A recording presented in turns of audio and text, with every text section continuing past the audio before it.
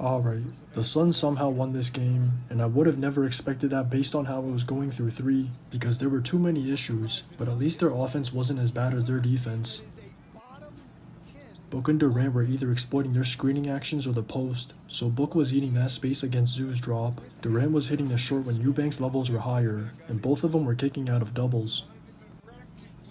Whenever the two made the right reads, it was generating good looks from deep on the sprays or swings, but the others didn't convert on as many as they should have, and their most consistent source of offense was really their bigs, because they got to eat on the rolls or drop-offs inside.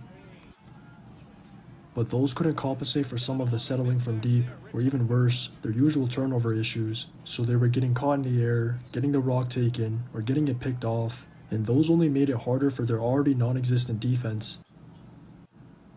If anything, Chris Dunn probably showed more effort than their entire team combined, because the Clips did not feel him at all, and that's just the physicality aspect. That's without mentioning how bad their execution was, so the Clips were basically getting whatever they wanted because of their late rotations, messed up reds, or them not matching up, and it's no surprise to see the Clips establishing a rhythm off all those easy looks. They punished the Suns for tilting the post, and Harden punished them for showing off his screens, because he was making the right reads to eat on that backside, especially for Zoo inside. I lost track of the amount of times he just went unnoticed behind the defense, and I don't even know how that's possible as the biggest player on the court, but it wasn't just him, because Kawhi got to feast in the paint just as much.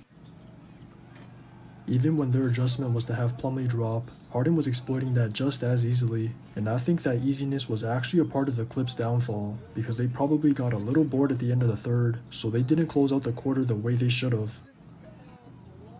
I think the Suns recognized it, and they capitalized in the fourth, because once the quarter started, their entire energy changed defensively.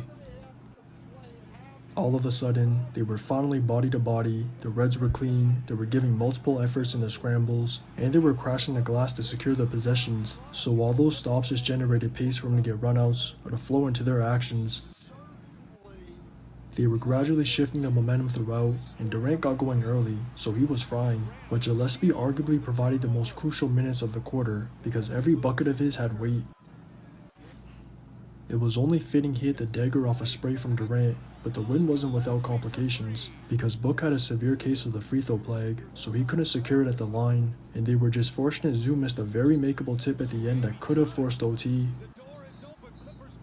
As bad as they needed this win, it's really a band-aid for all their problems, because it still required heroics from GILLESPIE off the bench and a 21-point swing in the fourth, so that's obviously not sustainable long-term.